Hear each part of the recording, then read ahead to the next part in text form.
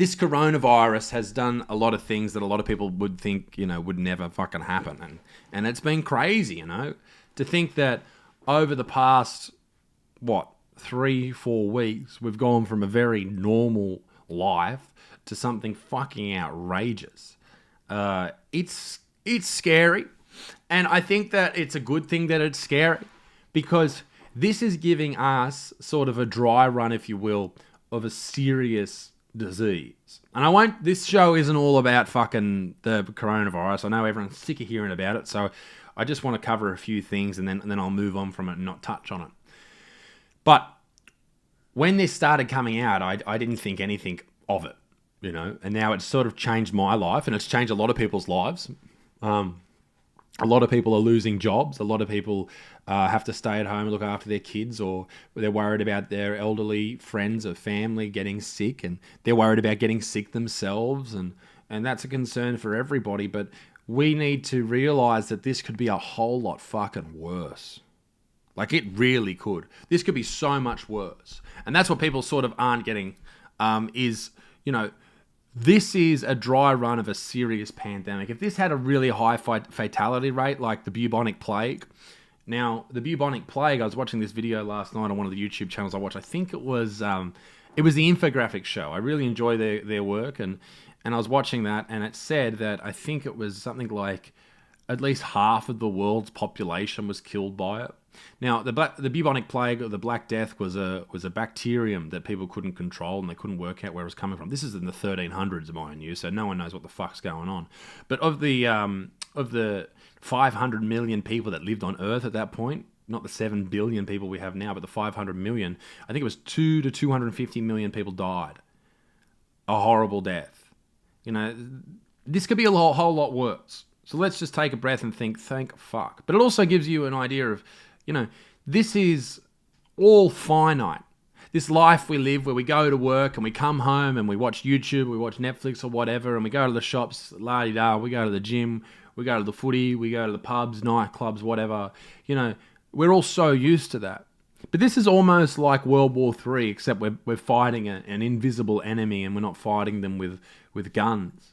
And I think that this is a positive thing for us. I think it'll actually bring people closer together. Like, you may have noticed over the last couple of weeks that no one's talking about gender roles.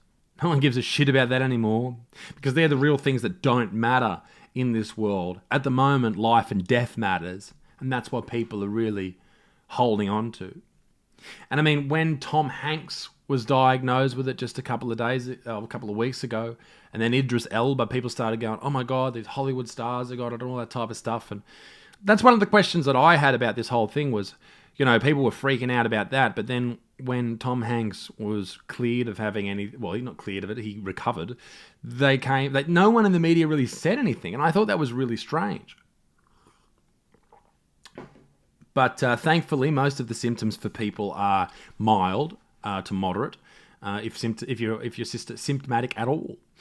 And unfortunately, a lot of people do suffer and do die. But there's also a lot of misinformation too. I remember people it's weird, right?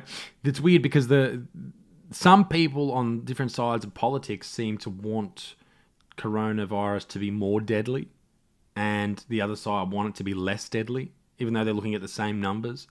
There was a big left-wing journalist in America who came out talking about a Portuguese, I think, forgive me for this, but a Portuguese soccer coach who was 21 years old and died. He said, look, this is real. Corona can kill young people. But that dude had leukemia at the same time. So I think a lot of the times, particularly with young people and old people too, you're not looking at the morbidities that these people have when it comes to their death. And I think that's something that's really important. But for me, it hit hard because it hit hard in two ways. I had my mother's birthday the other day, and my grandma was going to come over, and I had a bit of a cough, and I was concerned. I don't think it's anything too bad, but if you listen to the media or read Twitter, people are like, fuck you, don't go near anyone. And so I sort of shut myself down, and I rang my gran, and I was like, I really don't think you should come over. In fact, I don't think you should leave the house for a couple of weeks, just bunker down. I said, I'll bring food to you. I'll bring you some hand sanitizer, and I'll leave it out the front, and, wash your hands afterwards. You bring it inside and stuff. And I feel bad because she's like, it's got to be scary for her. I sent her some flowers the other day, and a little teddy bear because I felt really bad about, saying fucking don't come over and shit like that. Like it's a bit sad with that, but everyone, I know everyone's suffering.